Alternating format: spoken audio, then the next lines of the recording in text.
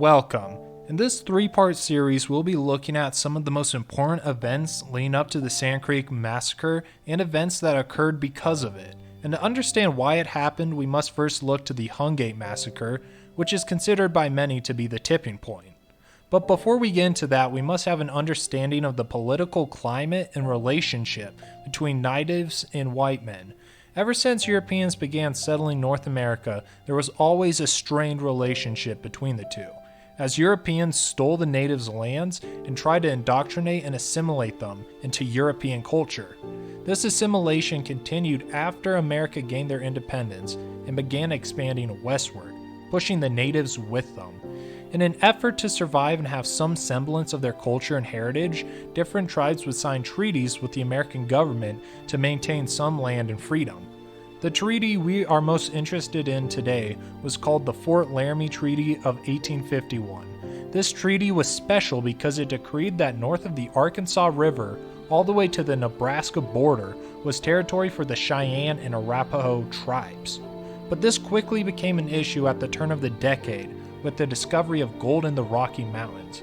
Quickly, white people flooded into Colorado from the east in search of this gold. Moving across this land and setting up homes and taking their resources was like a slap in the face to these proud tribes. Fighting broke out throughout the state, along with looting and pillaging. The already very strained relationship between the natives and Americans and white folks continued to pull tighter and tighter until it snapped on June 11th, 1864.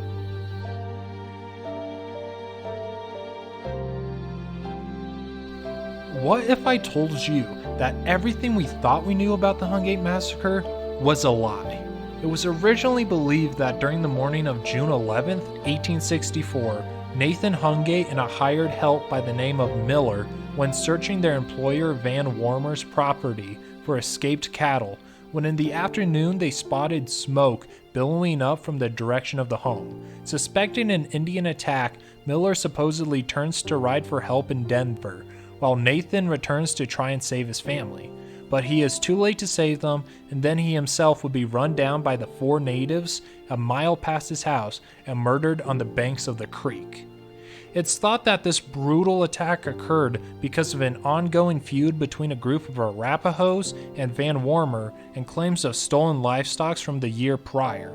But new archaeological evidence from the site by professor and historian Jeff Broom suggests that this isn't accurate, but rather the true events twisted to create even more animosity against the natives.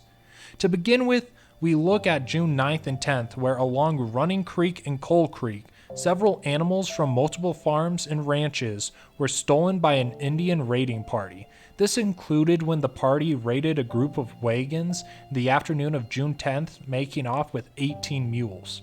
Hoping to get their animals back, two men from the group named John Brown, no, not the abolitionist, and a man named Corbin went in the direction the natives' raiding party went in.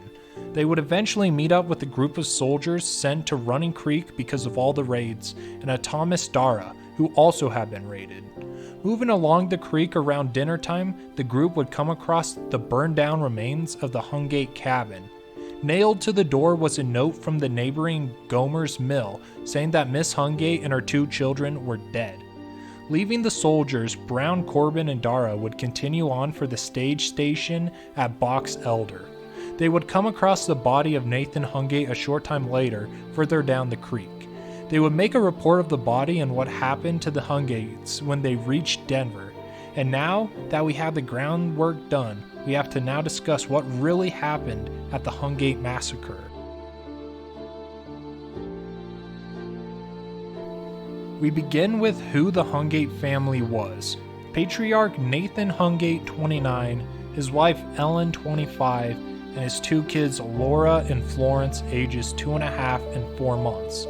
Like thousands of other families moving westward, they were searching for a new life and new opportunities.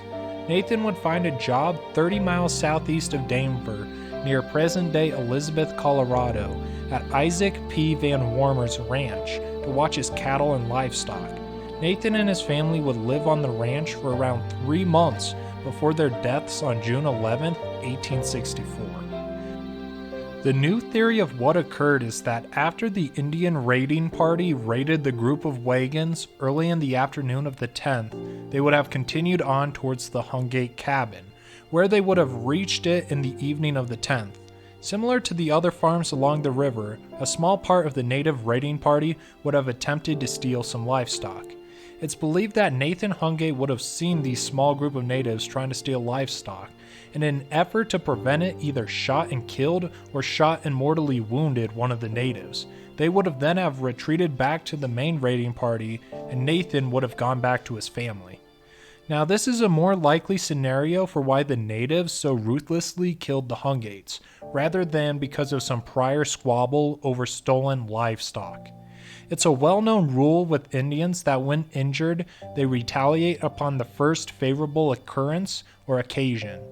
We can look at the previous raids to help support this new theory as well. Most importantly, to understand that this native raiding party hadn't been trying to kill or maim anyone, they were just there to find and steal livestock.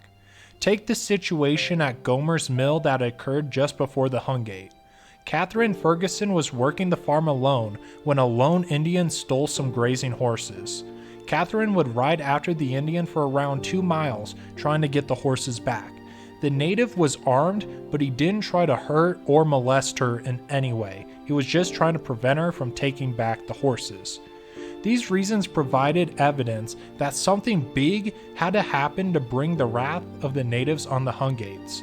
So during the early morning of June 11th, the whole native raiding party would have returned to exact vengeance for their fallen brother. Now this is where another part of the original story changes. To control the amount of livestock stolen, there is no way it was only a raiding party of 4 natives. More than likely, the raiders would have numbered from 20 to 40. Another change from the original story was Nathan never went looking for missing cattle, only to return home to find his family dead. He himself was with his family when the natives attacked. In an effort to protect his family, Nathan would have barricaded themselves in the house, and from there, the natives would have began their siege.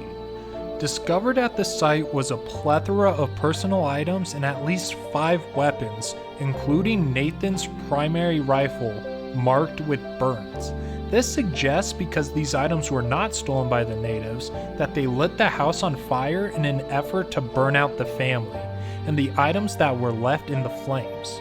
To avoid the flames, the family would have made a run for the stage station at Box Elder.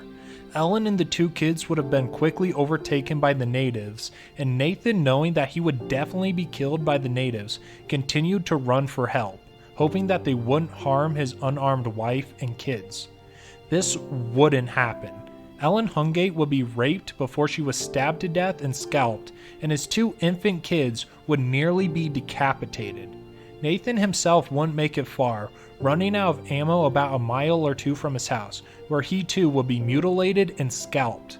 The reality of the situation was that Nathan Hungate's inexperience of Colorado, as well as dealing with natives, caused the brutal and tragic deaths of him and his family. On June 13th, the bodies of the Hungates would be brought to Denver, where they would be put on display. This was in an effort to stir up anger and resentment and the need for vengeance. But vengeance against who? We have claims from the people whose cattle were stolen that was perpetrated by natives, probably Arapaho or Cheyenne. And an investigation into the deaths also came to the result that it was likely Native Americans. But experienced frontiersmen claimed that the way the family died wasn't consistent with how Cheyenne or Arapaho usually killed, but no one cared about that. What truly happened to the Hungates was twisted by newspapers and people's fears, turning it into a brutal, unprovoked attack against white people. This led to many people turning to vigilante justice in the coming months, creating more and more fighting between the natives and the whites. This would then lead to the brutal revenge at Sand Creek.